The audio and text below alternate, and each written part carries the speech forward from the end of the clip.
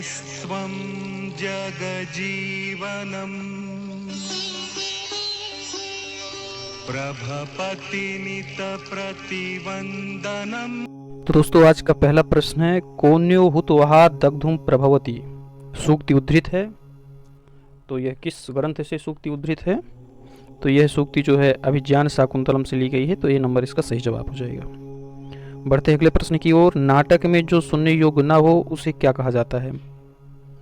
तो नाटक में जो सुनने योग्य नहीं रहता है उसको हम आत्मगतम कहते हैं। तो इसका ए नंबर सही जवाब हो जाएगा। आपको हम सूचना दे दें कि कल से हमारी एक और नई टेक्स्ट सीरीज शुरू हो रही है, जिसके प्रश्नों की भाषा जो रहेगी संस्कृत भाषा रहेगी और विशद व्याख्या उसके ऑप्शन की होगी, और जितने भी फैक्ट उससे रिलेटेड महत्वपूर्ण होंगे तो ज़्यादा से ज़्यादा उसको सम्मिलित करने का उसमें प्रयास किया जाएगा। और उसमें लगभग 5 प्रश्न सम्मिलित किए जाएंगे और उन 5 प्रश्नों की लगभग जो व्याख्या होगी तो आधा घंटा से 40 मिनट भी हो सकती है और थोड़ा कम भी हो सकती है। तो मतलब चारों प्रश्नों की विशद व्याख्या रहेगी। मुझे ऐसा लगता है कि उस श्रृंखला को देखने वाले छात्र को अन्यत्र कहीं उससे संबंधित प्रश्नों को देखने की ज़रूरत नहीं पड़ेगी। तो आइए देखते हैं यह प्रश्न। नाटक में जो सुनने योग्य न हो उसे कहते हैं आत्मगतम। बढ़ते हैं हम अगले प्रश्न की ओर। अगला प्रश्न है, प्रकृति वक्रः शब्द किसके लिए कहा गया है? तो यह जो प्रकृति वक्रः शब्द है तो यह दुर्वासा के लिए कहा गया है। तो बी नंबर सही जवाब हो जाएगा। अभिज्ञान शाकुंतलम का उपजीव्य ग्रंथ क्या है? अगला प्रश्न है हमारा, अभिज्ञान शाकुंतलम का उपजीव्य ग्रंथ क्या है? तो यह महाभारत से लिया गया है। महाभारत के आदि पर्व से शकुंतलोपाख्यान से उद्धृत है। तो सी नंबर इसका सही जवाब हो जाएगा। दिष्ट्या धूमा कुलित दृष्टेह अपि यजमानस्य पावक एवा हुति पतिता, इस वाक्य में पावक शब्द से किसको संकेतित किया जा रहा है? तो यहाँ पर यह जो पावक शब्द आया हुआ है तो इस पावक शब्द से किसका संकेत मिलता है यह पूछा जा रहा है। तो आप इसको बताएं। तो यहाँ पर यह पावक से दुष्यंत का बोध हो रहा है। तो इसलिए आपका बी नंबर बिल्कुल सही जवाब हो जाएगा। जिस भी छात्र भाई को यह समस्या आ रही थी कि प्रश्नों की व्याख्या नहीं हो रही है, तो एक हमारी नूतन श्रृंखला प्रारंभ हो रही है जिसमें विशद प्रश्नों की व्याख्या है, व्याख्या नहीं विशद व्याख्या उसमें है। और यूं कहें कि एक प्रश्न की लगभग 10 से 12 या 15 मिनट तक व्याख्या है। तो उसको आप जरूर देखें। और यदि आप जल्दी में कुछ करना चाह रहे हैं फटाफट प्रश्नोत्तरी, तो ये तो चल ही रही है अनवरत। देखते हैं अगला प्रश्न। अभिज्ञान शाकुंतलम के चतुर्थ अंक का प्रारंभ होता है। तो इसका प्रारंभ माढ़व्य से, विदूषक से, शारदवत और विष्कंभक से किससे होगा? तो इसका आरंभ जो होता है विष्कंभक से होता है अभिज्ञान शाकुंतलम का। तो सी नंबर सही जवाब हो जाएगा। रक्षितव्या खलु प्रकृति पेलवा प्रिय सखी, यह कथन किसका है? तो कथन का वक्ता पूछा जा रहा है यहाँ पर। तो यह अनुसुईया का कथन है और प्रियंवदा के प्रति कहा जा रहा है। तो इसलिए इसका सही जवाब जो हो जाएगा वह ए नंबर हो जाएगा। देखते हैं अगला प्रश्न। अपराजिता रक्षा कंडक किसके हाथ में बंधा हुआ था? तो ये है जो अपराजिता रक्षा कंडक है, ये किसके हाथ में बंधा था? तो यह सर्वदमन जो भरत हैं, शकुंतला के पुत्र हैं, उनके हाथ में बंधा हुआ था। एसापि प्रीण विना गमयत रजनीम विशाल दीर्घतराम, यह किसके द्वारा कहा गया वाक्य है, यह आपको बताना है। तो यह वाक्य अनुसुईया कहती है, इसलिए इसका सही जवाब हो जाएगा डी नंबर। अगला प्रश्न है, हस्तिनापुर पहुंचकर शकुंतला का कौन सा नेत्र फड़कने लगता है? जब शकुंतला हस्तिनापुर पहुंचती है तो उसका एक नेत्र फड़कता है। तो कौन सा नेत्र है? तो उसका दाहिना नेत्र फड़कता है, इसलिए बी नंबर सही जवाब हो जाएगा। संस्पृष्टम उत्कंठया के संस्पृष्टम पद में प्रकृति और प्रत्यय कौन सा है, यह आपको बताना है। तो यहाँ पर कौन सा प्रकृति प्रत्यय है संस्पृष्टम में? तो संस्पृष्टम में सम उपसर्ग पूर्वक स्पृश धातु से कृत प्रत्यय का प्रयोग हुआ है। तो बी नंबर आपका सही जवाब हो जाएगा। लिखितवान में प्रत्यय है, लिखितवान में किस प्रत्यय का प्रयोग हुआ है? तो यहाँ पर लिखितवान में केतवत प्रत्यय का प्रयोग हुआ है, इसलिए सी नंबर इसका भी सही जवाब है। बढ़ते हैं हम अगले प्रश्न की ओर। व्याहृतम पद की व्याकरणात्मक टिप्पणी क्या होगी? तो इसको आप बताएं। व्याहृतम पद कैसे व्युत्पन्न हुआ है? तो वी पूर्वक आंग और ही और कृत, वी पूर्वक आंग पूर्वक ह्री धातु से कृत प्रत्यय हुआ है, तो व्याहृतम शब्द निर्मित हुआ है। देखते हैं अगला प्रश्न। सूर्यवंशी, रघुवंशी तथा इक्ष्वाकुवंशी राजा कौन है? सूर्यवंशी, रघुवंशी और इक्ष्वाकुवंशी राजा किसे माना गया है? तो यह मर्यादा पुरुषोत्तम श्री राम है, इसलिए इसका सही जवाब ए नंबर हो जाएगा। विदेह राजपुत्री कौन है? विदेह राजपुत्री कौन है, यह आपका प्रश्न है। तो विदेह राजपुत्री जो है वह भगवती सीता हैं, इसलिए इसका भी ए नंबर सही जवाब है। अगला प्रश्न है, राम दंडकारण्य में क्यों आए थे? तो भगवान श्री राम दंडकारण्य में क्यों आए थे? तो वह शंभू के वध करने को आए थे, तो इसलिए आपका डी नंबर सही जवाब हो जाएगा। बढ़ते हैं हम अगले प्रश्न की ओर। हमारा अगला प्रश्न है, पंचवटी में कदम्ब वृक्ष को किसने रोपित किया था? तो इसका क्या सही जवाब हो सकता है? तो इसका सही जवाब है माँ सीता ने इस वृक्ष को रोपा था, इसलिए सी नंबर इसका राइट आंसर है। स्पर्शः पुरा परिचितो नियतम स एव कथन है, तो यह कथन किसका है? उपरोक्त कथन स्पर्शः पुरा परिचितो नियतम स एव। तो दोस्तों यह मर्यादा पुरुषोत्तम श्री राम जी का कथन है, इसलिए इसका सही जवाब ए हो जाएगा। अगला प्रश्न है, अयि कठोर यशः किल ते प्रियम, इसमें छंद बताना है, किस छंद का प्रयोग हुआ है? तो यहाँ पर जो छंद प्रयुक्त हुआ है वह द्रुत विलंबित छंद का प्रयोग है, इसलिए आपका बी नंबर बिल्कुल सही जवाब हो जाएगा। दोस्तों समासवसी पद की व्याकरणात्मक टिप्पणी बताना है, तो समासवसी ही किस प्रकार से निर्मित होता है इसको आपको बताना है। तो समपूर्वक, आंग पूर्वक, स्वस धातु से लोट लकार मध्यम पुरुष एक वचन में यह समासवसी ही निर्मित होता है, तो आपका सी नंबर इसका सही जवाब हो जाएगा। देखते हैं अगला प्रश्न। प्रिया शोको जीवम कुसुमिव घर्मो ग्लपयति, यहाँ पर किस अलंकार का प्रयोग किया गया है? तो दोस्तों यहाँ पर उपमा अलंकार प्रयुक्त हुआ है, कुसुम इव, तो इसलिए बी नंबर आपका सही जवाब हो जाएगा। उत्तर रामचरितम के तृतीय अंक में कुल श्लोक की संख्या बताना है, कि तृतीय अंक में कितने श्लोक है उत्तर रामचरितम के, तो इसको आप बताएं। तो इसका सही जवाब हो जाएगा, इसमें 48 श्लोक हैं, तो सी नंबर आपका सही जवाब हो जाएगा। बढ़ते हैं अगले प्रश्न की ओर। उत्तर रामचरितम के टीकाकार घनश्याम महाकवि भवभूति को मानते हैं। जो उत्तर रामचरितम के टीकाकार हैं घनश्याम महाकवि भवभूति को कहाँ का निवासी मानते हैं, ऐसा प्रश्न पूछा जा रहा है। तो आप बताएं कि वो द्राविड़ के निवासी थे, द्रविड़ के वासी थे, इसलिए बी नंबर सही जवाब हो जाएगा। देखते हैं हम अगला प्रश्न। उत्तर रामचरितम के तृतीय अंक का प्रारंभ होता है, तो उत्तर रामचरितम का जो तृतीय अंक है उसका आरंभ कहाँ से माना जाता है? तो तमसा और मुरला का जो वार्तालाप है वहां से तृतीय अंक का प्रारंभ होता है, तो इसका सही जवाब ए नंबर हो जाएगा। हम बढ़ते हैं अगले प्रश्न की ओर। भारवी का समय विद्वानों ने क्या निर्धारित किया है, क्या अनुमान लगाया है कि भारवी का समय हो सकता है? तो दोस्तों इसका सही जवाब हो जाएगा आपका 600 ईसा पूर्व के, क्षमता ईसा पूर्व नहीं ईस्वी है, तो 600 ईस्वी के आसपास का जो समय है तो महाकवि भारवी का समय माना जाता है। बढ़ते हैं अगले प्रश्न की ओर। नारिकेल फल सम्मितम वचः, यह सूक्ति किसने कहा है? तो नारिकेल फल सम्मितम वचः, यह सूक्ति जो कहने वाले हैं वो मल्लिनाथ हैं, यह टीकाकार हैं, तो बी नंबर आपका सही जवाब हो जाएगा। सहसा विदधीत न क्रियाम, यह किस कवि का प्रिय श्लोक है? सहसा विदधीत न क्रियाम, यह किस कवि का प्रिय श्लोक है, यह आपको बताना है। तो यह है प्रिय श्लोक महाकवि भारवी का है, इसलिए इसका भी सही जवाब हो जाएगा डी नंबर। देखते हैं अगला प्रश्न। दुनोति नो कच्चिदयम वृकोदरः। यहाँ वृकोदरः पद किसके लिए प्रयुक्त हुआ है? तो वृकोदरः जो पद आया है इसको बताएं आप किसके लिए यह प्रयुक्त हुआ है? तो यह भीम के लिए कहा गया वृकोदरः। ठीक है, तो बी नंबर इसका सही जवाब हो जाएगा।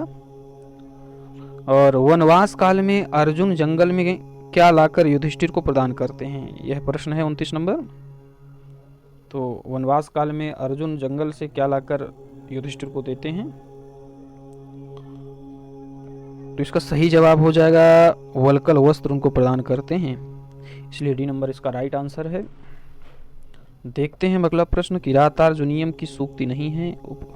अधोलिखित 3 सूक्तियां किरातार्जुनीयम की नहीं है, एक इसके बाहर है, उसी को हमको खोजना है।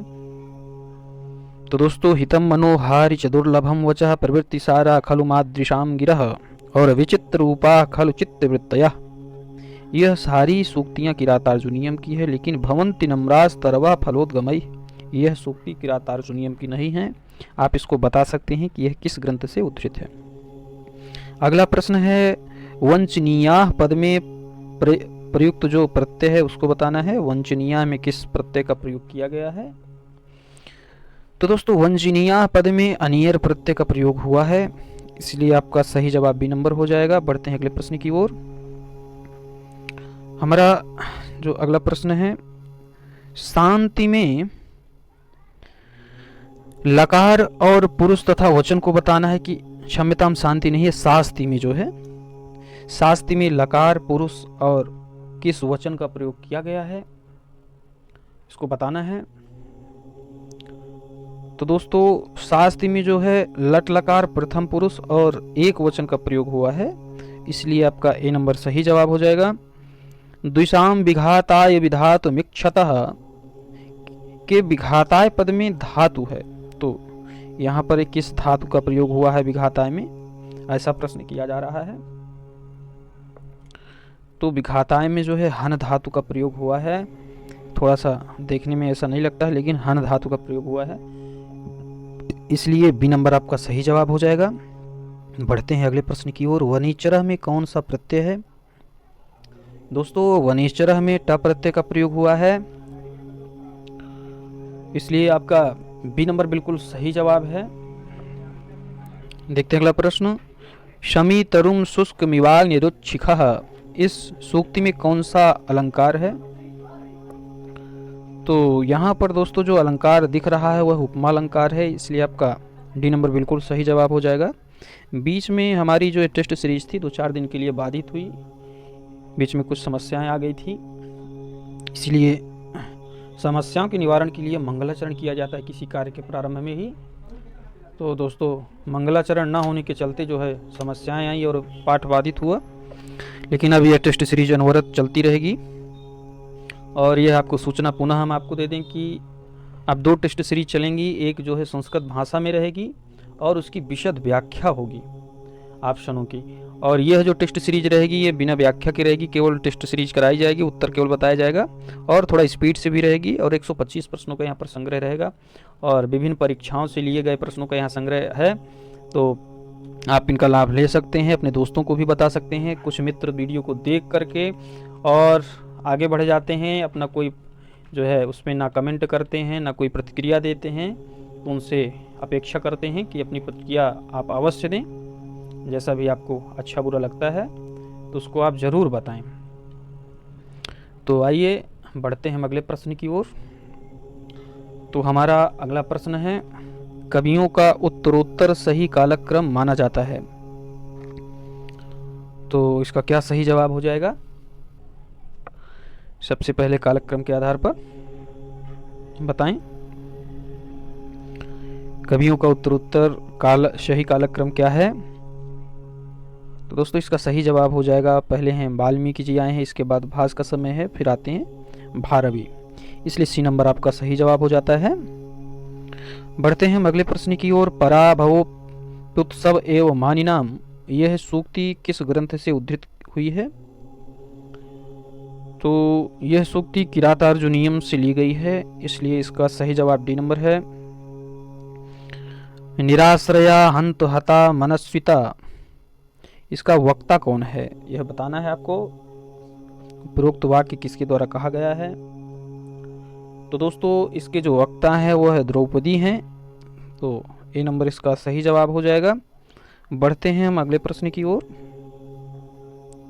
हमारा अगले प्रश्न है, भारवी थे, शैव थे क्या, बौद्ध थे, जैन थे अथवा वैष्णव थे, किस धर्म के अनुयायी थे, ऐसा प्रश्न पूछा जा रहा है।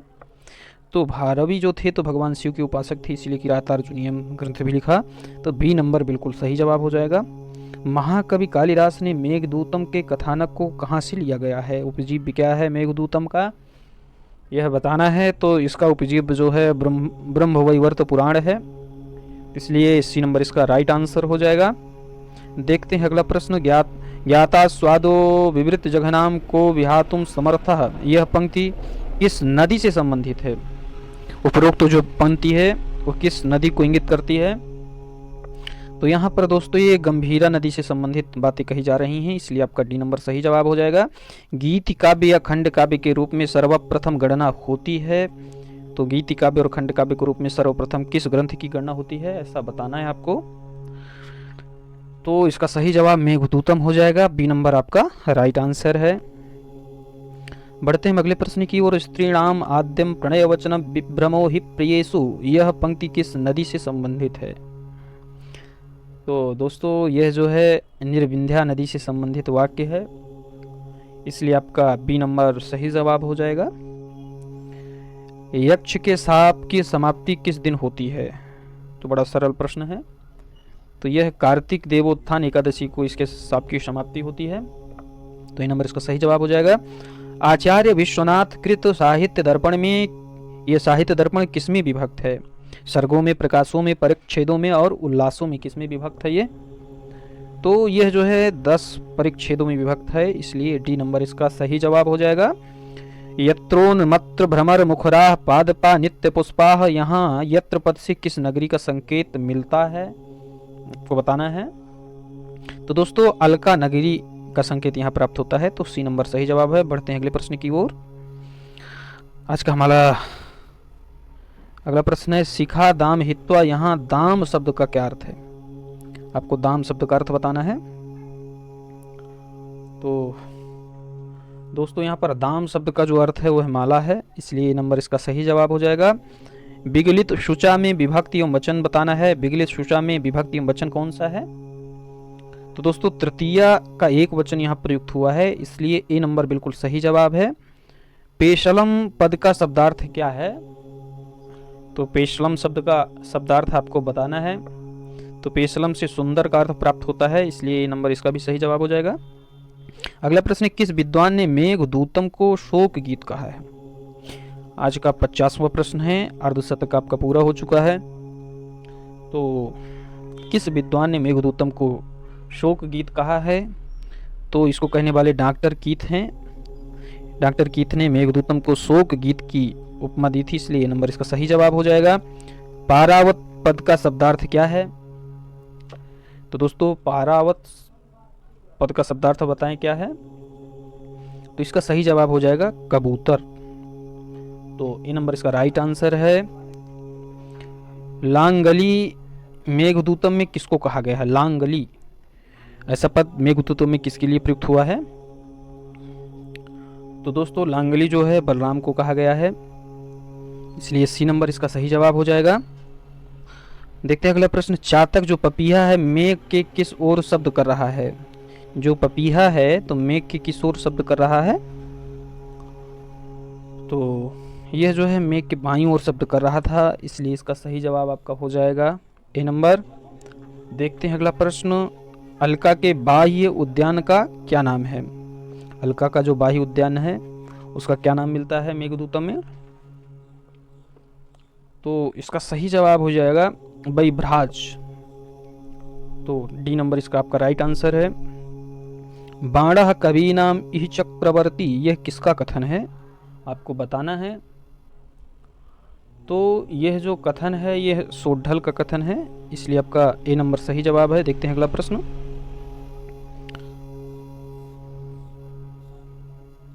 पुंडरीक के पिता का नाम आपको बताना है। तो दोस्तों पुंडरीक के पिता श्वेत केतु हैं, इसलिए डी नंबर इसका सही जवाब हो जाएगा। रजनी कर गभस्तयः में गभस्तयः पद का क्या अर्थ है?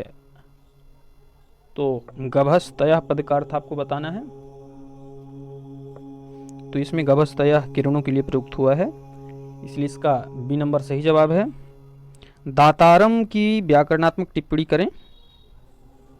दातारम पद किस धातु और प्रत्यय के युग से बना हुआ है, आप बताएं। तो यह दा धातु से त्रिज प्रत्यय करके द्वितीय एक वचन का रूप है दातारम, इसलिए इसका सी नंबर सही जवाब हो जाएगा। लक्ष्मी कर्कशता कहाँ से ग्रहण करती है? तो ये जो लक्ष्मी है तो कर्कशता कहाँ से ग्रहण करती है? तो यह जो है कर्कशता ये कौस्तुभ मणि से ग्रहण करती है, इसलिए ए नंबर इसका सही जवाब हो जाएगा। ईसवः पद का अर्थ बताना है। ईसवः पद का क्या अर्थ है? तो दोस्तों ईसवः पद का जो अर्थ है वो सर बाण तीर तीनों है, इसलिए उपर्युक्त सभी इसका सही जवाब हो जाएगा। देखते हैं अगला प्रश्न। पुरुषोत्तम अरतापि खलजन प्रिया रेणुमयी स्वच्छंदमयी कलुषी करोति, इन पंक्तियों में अलंकार बताना है। उपरोक्त पंक्तियों में किस अलंकार का प्रयोग हुआ है? तो यहाँ पर विरोधाभास अलंकार का प्रयोग किया गया है, इसलिए ए नंबर आपका बिल्कुल सही जवाब हो जाएगा। देखते हैं अगला प्रश्न। विग्रह विग्रहवत्यप्य प्रत्यक्ष दर्शना, इस पद में संधि की गई है, तो कौन सी संधि है? तो दोस्तों यहाँ पर यण संधि की गई है, इसलिए इसका सही जवाब डी हो जाएगा। देखते हैं अगला प्रश्न। कुप्यंत हितवादिने, यहाँ हितवादिने में कौन सी विभक्ति किस सूत्र से कही गई है? तो हितवादिने में विभक्ति बताना है और सूत्र भी बताना है। तो दोस्तों यहाँ पर चतुर्थी विभक्ति का प्रयोग हुआ है और क्रुद्ध दुहिर्षा सूयार्था नाम यम प्रतिकोपः इत्यनेन सूत्रेण अभवत्। बढ़ते हैं अगले प्रश्न की ओर। तो अगला प्रश्न है कादंबरी में वर्णित इंद्रायुध था। तो कादंबरी में जो इंद्रायुध का वर्णन है वह कौन था? तो इंद्रायुध यहाँ पर घोड़ा प्राप्त होता है, तो सी नंबर सही जवाब हो जाएगा। काम पीड़ा में दिवंगत को हो गया था। क्या हो गया था? क्षम्यताम, काम पीड़ा में दिवंगत हो गया था, मतलब काम पीड़ा जो नहीं सह सका और मृत्यु को प्राप्त हुआ वो कौन था? तो काम पीड़ा में दिवंगत हो गया था, ऐसा है प्रश्न। तो इसका सही जवाब हो जाएगा पुंडरीक। यह विरह में अपनी मतलब प्राण को त्याग देता है। त्रिभुवन प्रसव भूमिरु विस्तीर्णा, यह विशेषता किसके लिए प्रयुक्त हुआ है? यह किसकी विशेषता बताई गई है? त्रिभुवन प्रसव भूमिरु विस्तीर्णा, तो यह विदिशा विधाना राजधानी आसीत ऐसा आया है, तो ये ए नंबर इसका सही जवाब हो जाएगा। गंधर्व नगर लेखेव पद में कौन सा अलंकार है? गंधर्व नगर लेखेव पद में किस अलंकार का प्रयोग किया गया है? तो यहाँ पर उपमा अलंकार दिख रहा है, इसलिए बी नंबर सही जवाब है। नीलकंठ चरितम, यह रचना किसकी है? तो नीलकंठम के रचयिता कौन है? तो मंखक जी इसके रचनाकार हैं, इसलिए इसका सही जवाब सी हो जाएगा। अगला प्रश्न है निम्न में से कौन सा रूप धातु का नहीं है? तो ये उपरोक्त अधोलिखित 4 रूप दिए हुए हैं और जिनमें पहचानना है कि धातु रूप नहीं है। तो दोस्तों भवंतः यह जो है धातु रूप नहीं है, इसका सी नंबर सही जवाब हो जाएगा। बाकी तीनों भवति भवतः भवंती भवसी भवथा भवत ऐसा रूप बनते हैं, तो सी नंबर यही जो है इसका गलत है और यही जवाब हो जाएगा। विक्रम संवत के प्रवर्तक महाराज विक्रमादित्य का ज्येष्ठ भाई माना जाता है, तो महाराज विक्रमादित्य का ज्येष्ठ भाई किसे माना जाता है अथवा विक्रमादित्य संवत के प्रवर्तक कौन है? तो विक्रमादित्य जी हैं, उनका ज्येष्ठ भाई पूछ रहा है, तो यह भर्तृहरि हैं, इसलिए डी नंबर इसका सही जवाब हो जाएगा। देखते हैं अगला प्रश्न। नीति शतकम के किस काव्य परंपरा का ग्रंथ माना जाता है? तो नीति शतकम यह मुक्तक काव्य है, इसलिए इसका सही जवाब सी नंबर हो जाएगा। अगला प्रश्न है भर्तृहरि के नीति शतकम के मंगलाचरण में किस देवता की स्तुति की गई है? तो यहाँ पर भगवान शंकर की स्तुति की गई है, इसलिए आपका डी नंबर, क्षम्यताम ये गलत जवाब हो गया, भगवान शंकर की स्तुति नहीं हुई है, ब्रह्म की स्तुति की गई है, तो डी नंबर सही जवाब हो जाएगा। बढ़ते हैं अगले प्रश्न की ओर। विभूषणम मौनम पंडितानाम प्रस्तुत सूक्ति किस ग्रंथ से उद्धृत है? तो इसका सही जवाब क्या हो जाएगा? इसका सही जवाब हो जाएगा नीति शतकम। यह पंक्ति नीति शतकम से ली गई है। बढ़ते हैं अगले प्रश्न की ओर। धिक्ताम च तम च मदनम च इमाम च माम च, इस पद्यांश में माम पद से किसका संकेत किया जा रहा है? तो दोस्तों माम शब्द जो है भर्तृहरि स्वयं के लिए कहते हैं, तो भर्तृहरि का संकेत मिलता है। याम चिंतयाम सततम मयि सा विरक्ता, ऐसा श्लोक आता है।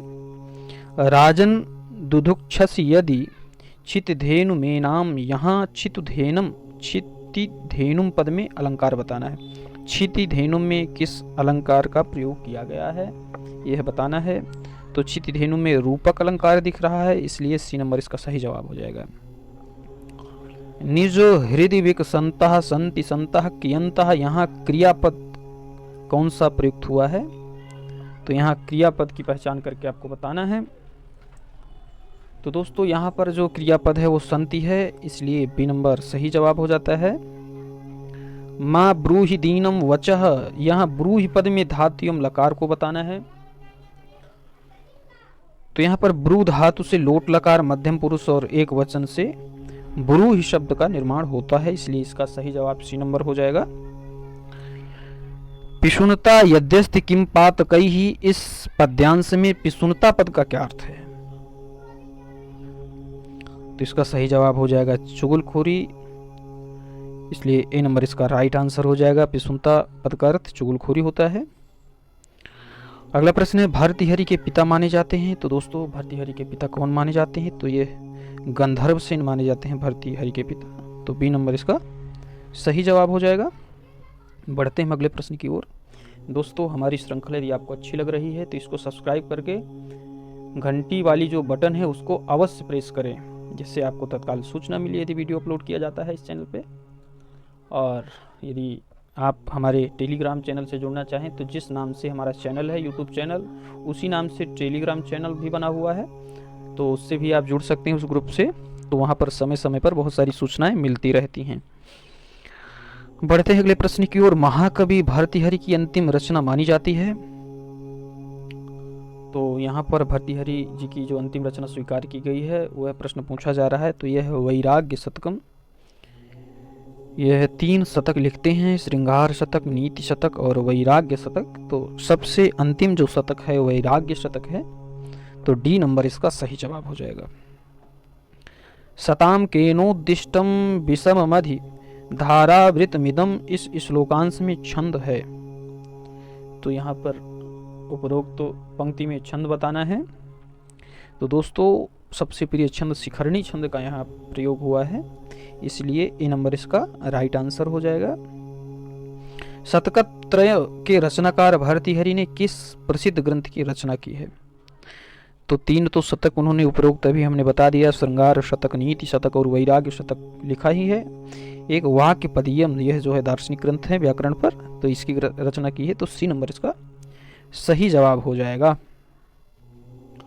बढ़ते हैं हम अगले प्रश्न की ओर। बोद्धारो मत्सरग्रस्ता प्रभव स्मय दूषिता, यह पंक्ति नीति शतकम के किस पद्धति से उद्धृत है यह आपको बताना है।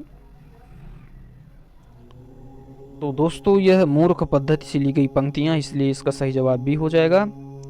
काशी की महासभा ने व्यास जी को किस उपाधि से विभूषित किया था?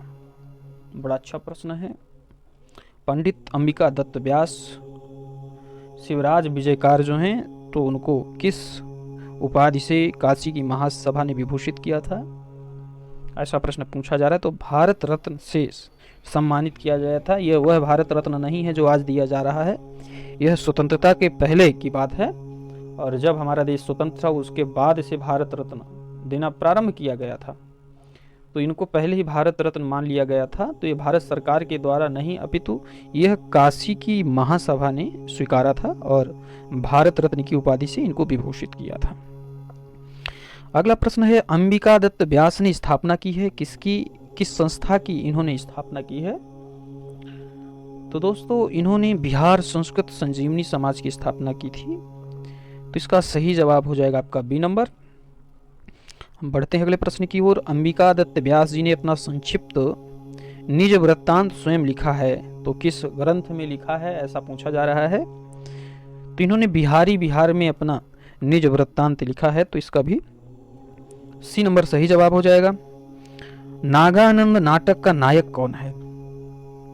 नागानंद जो नाटक है उसके नायक को बताना है, उसका नायक कौन है। तो नागानंद का जो नायक है वह जीमूत वाहन है, इसलिए इसका डी नंबर बिल्कुल सही जवाब हो जाएगा। बढ़ते हैं हम अगले प्रश्न की ओर। हमारा अगला प्रश्न है, संस्कृत साहित्य में 20वीं शताब्दी का एक सफल ऐतिहासिक उपन्यास है। तो इसका सही जवाब हो जाएगा शिवराज विजयम है, डी नंबर राइट आंसर है। ग्रामीणी ग्रामीण ग्रामा समागत्य मध्ये मध्ये तम पूजयन्ति स्तुवन्ति च, यहाँ तम पद से किसका संकेत मिलता है? तो दोस्तों यहाँ पर जो तम शब्द है वो किसका बोधक है ऐसा पूछा जा रहा है। तो योगीराज का यहाँ पर बोध हो रहा है, तो बी नंबर इसका सही जवाब हो जाता है। आपकी तैयारी में तनिक सी भी यदि आपको सहायता मिल रही है इस श्रृंखला से, तो आप हमारे चैनल को सब्सक्राइब करके नोटिफिकेशन ऑन कर लीजिए घंटी दबा करके, जिससे समय समय पर आपको सूचना मिलती रहे। यदि आपको कोई दिक्कत आ रही तो कमेंट के माध्यम से आप हमको सूचित कर सकते हैं। त्रिमाया पद का अर्थ है, त्रिमाया पद का क्या अर्थ है? तो यहाँ पर त्रिमाया पद का जो अर्थ है वह यामिनी विभावरी रात्रि, यह रात के लिए तीनों शब्द आए हैं, विभावरी यामिनी और रात्रि, इसलिए उपर्युक्त सभी। त्रिमाया पद जो है रात्रि को कहा जाता है। समतिष्ठत में धातु बताना है, समतिष्ठत में किस धातु का प्रयोग किया गया है? तो समतिष्ठत में स्था धातु है, सम उपसर्ग पूर्वक, इसलिए बी नंबर सही जवाब हो जाएगा। बटु रसौ आकृत्या सुंदरः वर्णेन गौरः जटाभि ब्रह्मचारी वयसा 16 वर्ष देशीयः। इन पंक्तियों में वर्णन प्राप्त होता है, तो किसका वर्णन यहाँ मिलता है ऐसा पूछा जा रहा है।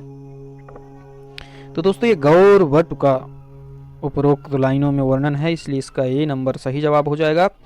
चर करती बर भरती जर हरती, यहाँ पर प्रयोग हुआ है यंगलुक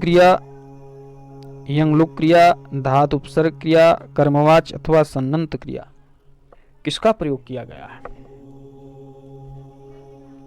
तो यहाँ पर जो प्रयोग किया गया है तो यंगलुक क्रिया का प्रयोग हुआ है। तो दोस्तों यंगलुक क्रिया इसका सही जवाब हो जाएगा, इसलिए ए नंबर इसका राइट आंसर है।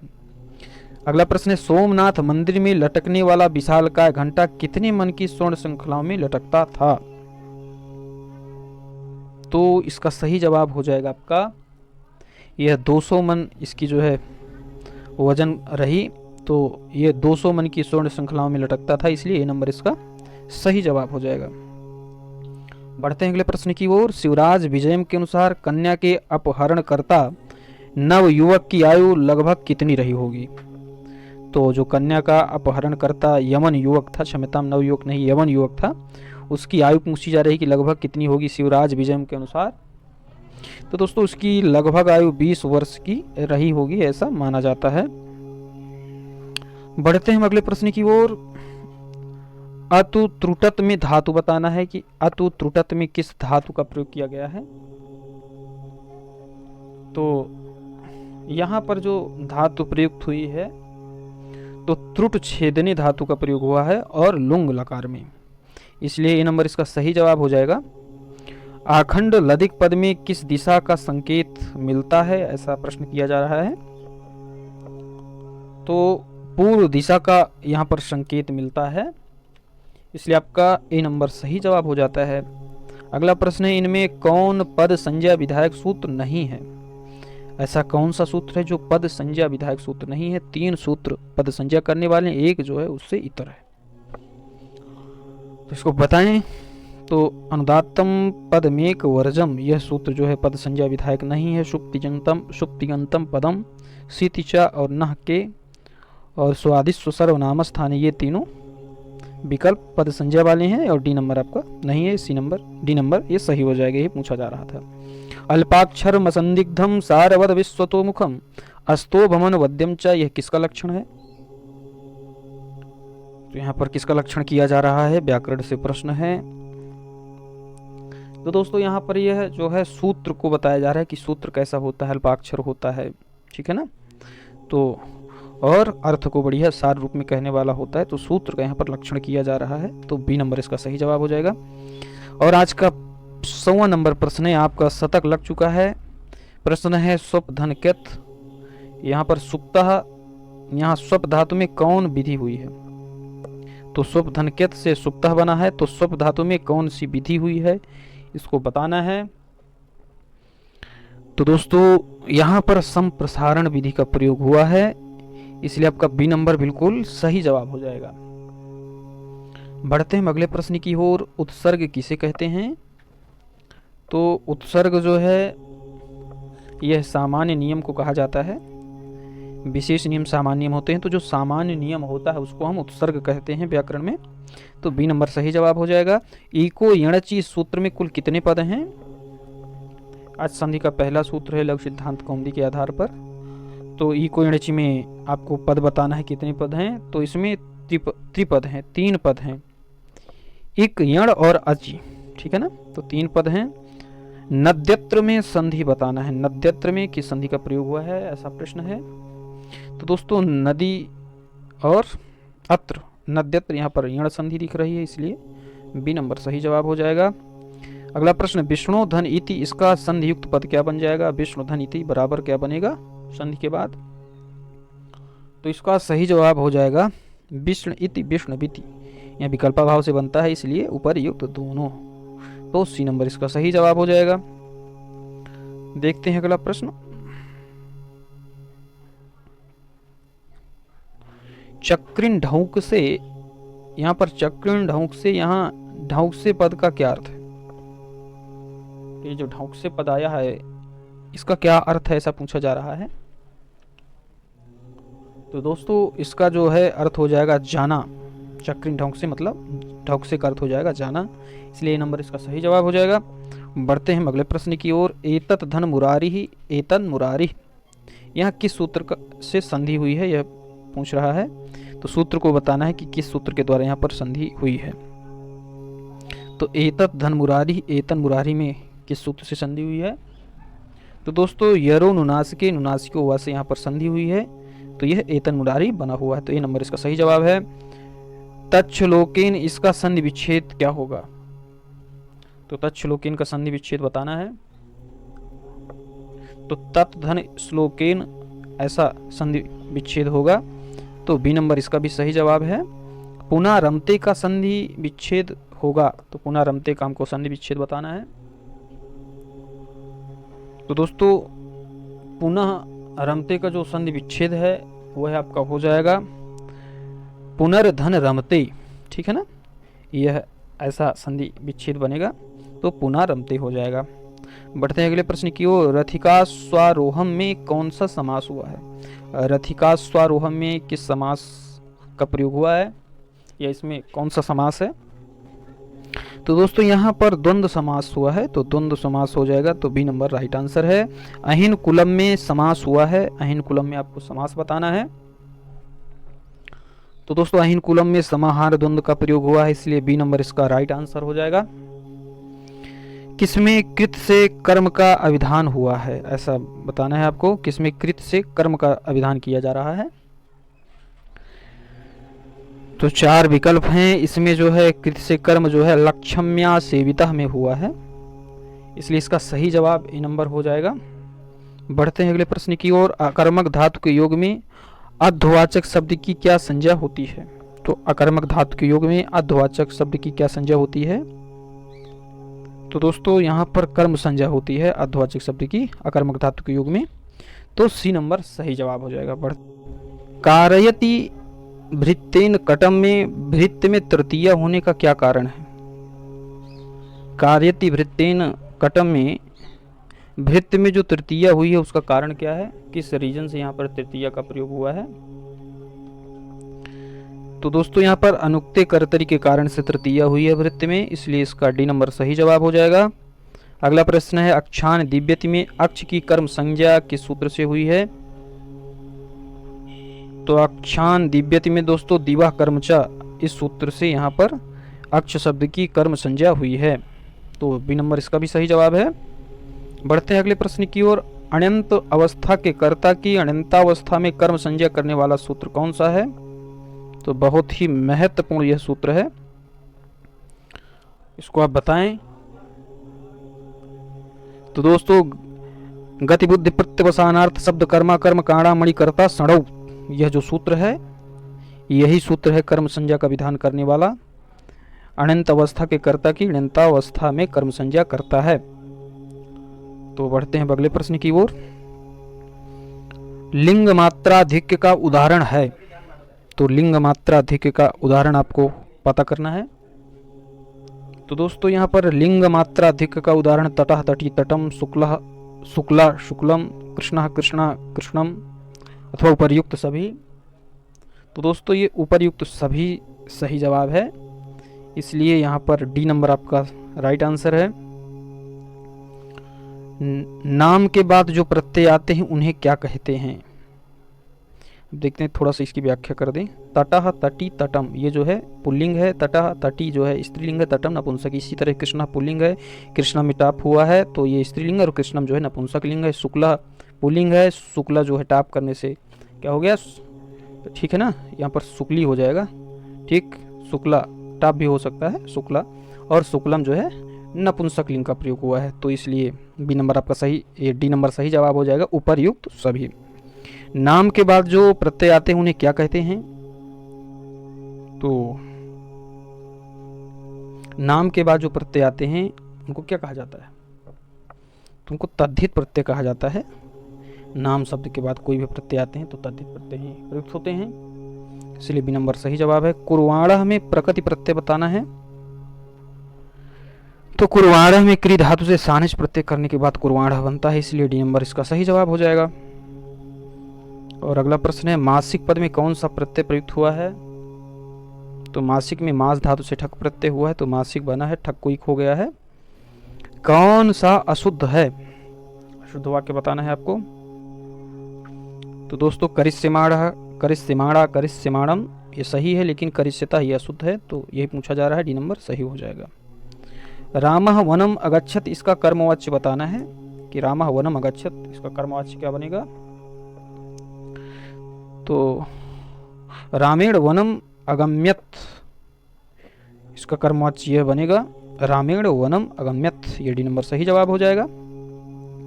पंचम से दशम तक सभी शब्द किस वचन में होते हैं, यह जो है गिनती से प्रश्न आ रहा है। तो दोस्तों ये सभी जो शब्द होते हैं तो बहुवचन में होते हैं पंचम से दशम तक, इसलिए इसका 80 नंबर सही जवाब हो जाएगा। देखते हैं अगला प्रश्न। हु धातु के लोट लकार उत्तम पुरुष एक वचन का रूप क्या बनेगा। हु धातु से लोट लकार उत्तम पुरुष में, तो इसका सही जवाब हो जाएगा जुहुआनी बनेगा। हु धातु का लोट लकार उत्तम पुरुष एक वचन में। युज धातु का लट लकार उत्तम पुरुष द्विवचन का रूप बताना है। युज धातु से लट लकार उत्तम पुरुष द्विवचन में क्या रूप बनेगा। तो दोस्तों युंजवः ऐसा रूप बनता है, इसलिए युज धातु लट लकार उत्तम पुरुष द्विवचन का युंजवः रूप हो जाएगा। आज का अंतिम प्रश्न है आपके सामने, आप हमारी पूरी श्रृंखला में बने रहे, इसके लिए बहुत बहुत धन्यवाद आपको हम देते हैं। और इसी तरह ये सारी श्रृंखला जो आती रहेंगी उसका लाभ लेते रहें। अपने मित्रों के साथ इस श्रृंखला को शेयर करें और चैनल को सब्सक्राइब अवश्य रूप से करें और बेल की घंटी भी दबाएं। विद्वत शब्द का सप्तमी बहुवचन का रूप होगा। तो दोस्तों इसका सही जवाब जो हो जाएगा विद्वत्सु हो जाएगा।